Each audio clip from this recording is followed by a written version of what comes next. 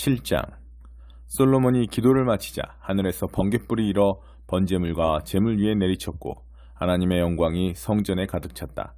그 영광이 성전에 가득 차서 제사장들이 성전 안에 들어갈 수 없었다. 하나님께서 성전을 가득 채우셨으므로 제사장들이 들어설 수 없었다.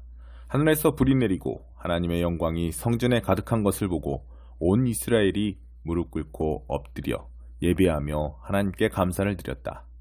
하나님은 선하시다. 그분의 사랑은 끝이 없으시다. 그 후에 왕과 온 이스라엘이 하나님께 제사를 드리며 예배했다. 솔로몬 왕은 성전 봉헌식에서 소 22,000마리, 양 12만 마리를 제물로 바쳤다. 제사장들은 맡은 일에 따라 모두 제자리에 섰고 다윗이 하나님을 높이는 사랑의 찬송을 노래하고 연주하도록 준비한 레위인 찬양대와 악기 연주자들도 모두 함께 있었다. 맞은편 뜰에서는 제사장들이 나팔을 불었다. 이스라엘 백성은 모두 서 있었다.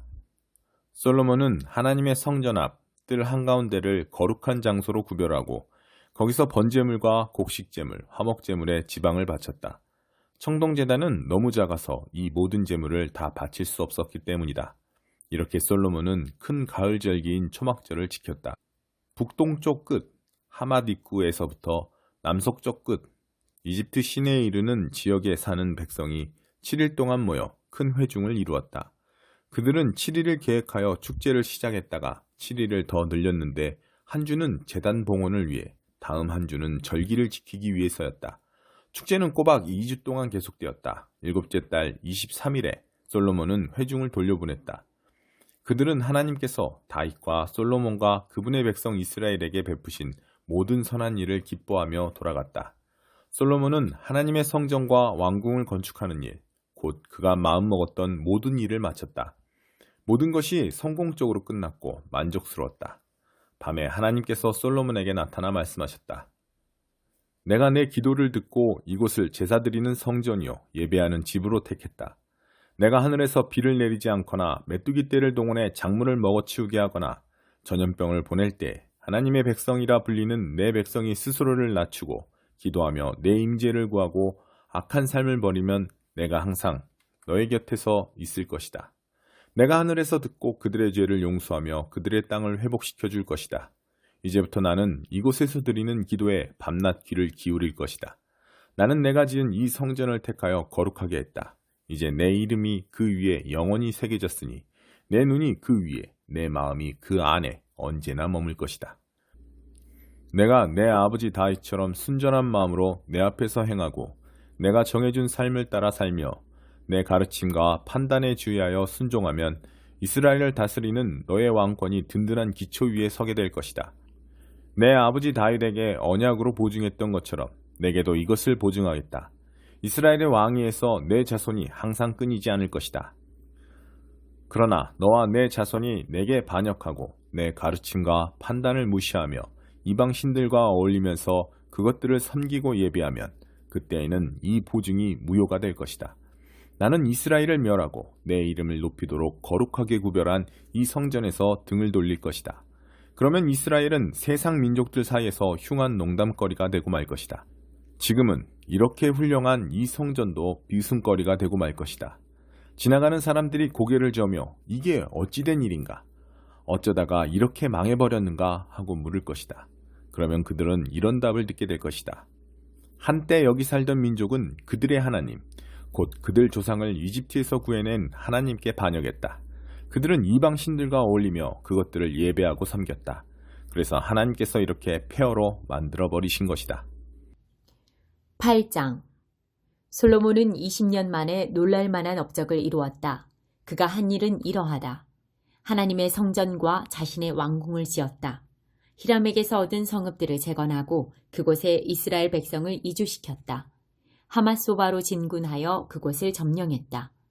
광야의 다드물과 하맛에 건축했던 곡식을 쌓아두는 모든 성읍을 요새화했다. 요새 성읍인 윗 베토론과 아랫 베토론을 건축하고 성벽 문 빗장을 완비했다. 바알랏과 곡식을 쌓아두는 성읍들과 말과 전차를 둘 성읍들을 건축했다. 솔로몬은 한번 마음이 동하면 가리지 않고 건축을 시작했다.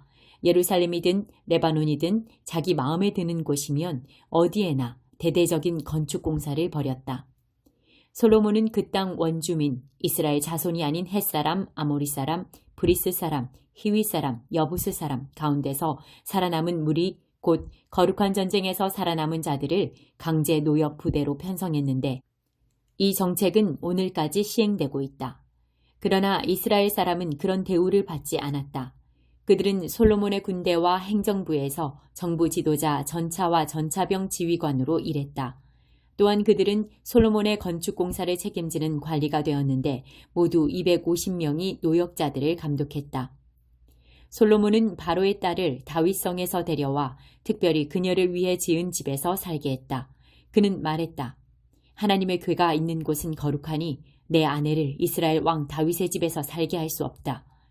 그 후에 솔로몬은 그가 성전 현관 앞에 세운 하나님의 제단에서 하나님께 번제를 드렸다. 그는 모세가 정해둔 정기 예배 일정에 따라 안식일과 초하루 그리고 3대 절기인 유월절인 무교절, 오순절인 칠칠절, 초막절을 지켰다. 또 아버지 다윗이 정한 규례대로 제사장들을 세워 예배 직무를 수행하게 했다. 그리고 레위인들을 임명하여 하나님의 찬양대를 이끌고 매일 예배를 드릴 때 제사장들을 돕게 했다.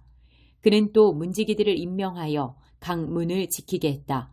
이것은 하나님의 사람 다윗이 명령한 일이었다. 제사장과 레위인과 재정관리자들은 왕이 내린 지시에 따라 국고를 비롯해 세세한 부분까지 그대로 고치지 않고 지켰다. 하나님의 성전 착공에서 준공까지 솔로몬이 마음먹었던 모든 일이 마침내 완성되었다. 그 후 솔로몬은 에돔 땅 해변의 에시온게벨과 엘라스로 갔다. 히람이 그에게 배 여러 척과 숙련된 뱃사람들을 보냈다. 그들은 솔로몬의 사람들과 함께 동아프리카의 오빌로 항해에서 금 15톤을 실어다가 솔로몬 왕에게 바쳤다. 9장. 스바 여왕이 솔로몬의 명성을 듣고는 어려운 질문으로 그의 명성을 시험해보기 위해 예루살렘으로 찾아왔다. 그녀는 수행원을 잔뜩 거느리고 향료와 많은 금과 값진 보석을 낙타에 싣고 화롭게 예루살렘에 입성했다. 그녀는 평소 관심 있던 온갖 주제를 논하며 자신의 생각을 솔로몬에게 모두 이야기했다. 솔로몬은 그녀가 내놓은 모든 주제에 답했고 어떤 질문에도 말문이 막히지 않았다. 솔로몬의 지혜를 직접 경험한 스바 여왕은 그가 지은 왕궁, 잘 차려놓은 식사, 멋있게 줄지어 선 왕궁 관리들, 단정하게 차려입은 시종들, 술잔을 맡은 관리들, 그리고 하나님의 성전에서 아낌없이 번제를 드리는 정성스런 예배를 보며 그 모든 것에 감탄했다. 그녀가 왕에게 말했다. 모두 사실이었군요. 왕의 업적과 지혜에 대한 명성이 내 나라에까지 들려왔는데 이제 모두 확인했습니다.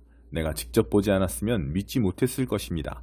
사람들의 말이 과장이 아니었군요. 왕의 지혜와 기품은 내가 상상한 것보다 훨씬 뛰어납니다.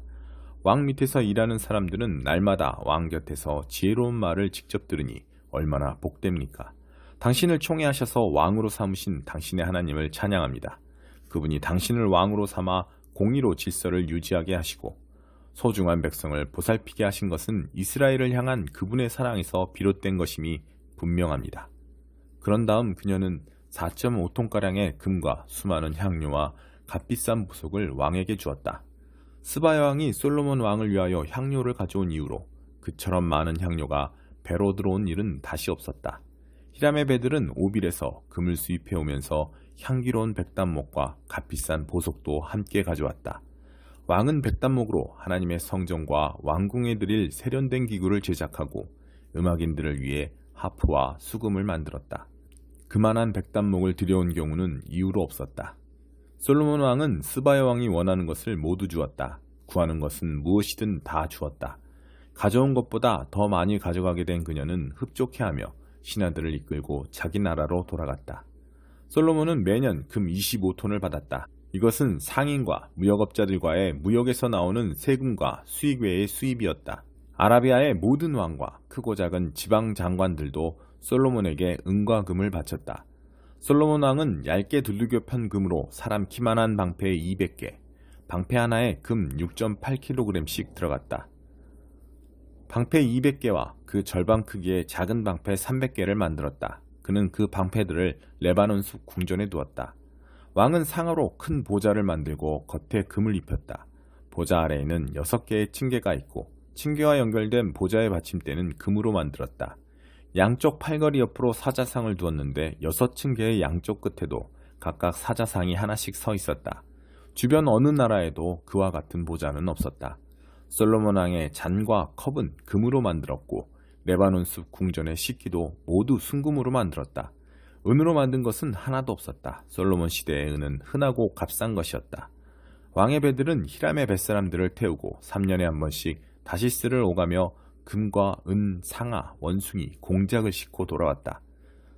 솔로몬 왕은 지상의 그 어떤 왕보다 부유하고 지혜로웠다. 그는 모든 왕보다 뛰어났다.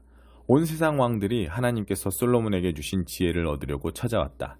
오는 사람마다 금은기구, 고급 예복과 의복, 최신 무기, 외국산 향료, 말과 노새 같은 선물을 가져왔다. 방문객들의 행렬이 매년 줄을 이었다. 솔로몬은 말과 전차를 모았다. 말과 전차를 두는 마구칸이 4,000칸 있었고 전차가 주둔해 있는 성읍과 예루살렘의 병영에 기병 12,000명이 있었다. 그는 동쪽으로 유프라테스 강에서부터 블레셋 땅 전역과 서쪽으로 이집트 경계에 이르는 지역의 모든 왕을 다스렸다. 그의 시대에는 은이 돌처럼 흔했고 백향목도 낮은 산지에 무화과 나무만큼이나 흔했다. 그는 이집트와 그 밖의 나라들을 상대로 말 무역업을 벌여 28절 그는 이집트와 그 밖의 나라들을 상대로 말 무역업을 벌여 호황을 누렸다. 솔로몬의 나머지 생애와 통치는 예언자 나단의 역사책 실로 사람 29절 솔로몬의 나머지 생애와 통치는 예언자 나단의 역사책 실로 사람 아이야의 예언서 느밧의 아들 여로보암에 관한 선견자 이또의 묵시록에도 처음부터 29절 솔로몬의 나머지 생애와 통치는 예언자 나단의 역사책 실로 사람 아이야의 예언서 느밧의 아들 여로보암에 관한 선견자 이또의 묵시록에서 처음부터 끝까지 읽을 수 있다. 솔로몬은 예루살렘에서 40년 동안 온 이스라엘을 다스렸다. 그는 죽어서 아버지 다윗의 성에 묻혔다. 그의 아들 르호보암이 뒤를 이어 왕이 되었다.